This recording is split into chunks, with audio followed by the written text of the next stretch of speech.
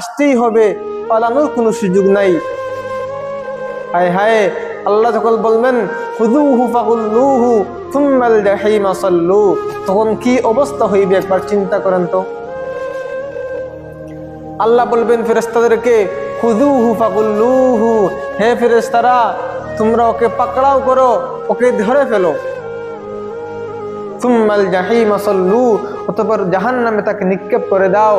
হায় হায়, ওই দিন যখন রব বলবেন ওকে জাহান্নামে দিয়ে যাও, তখন তোমার পরিস্থিতি কেমন হইবে তুমি চিন্তা করো। তুমি রাসূল সাল্লাল্লাহু আলাইহি সাল্লামের আদর্শকে আদর্শ মনে করো না।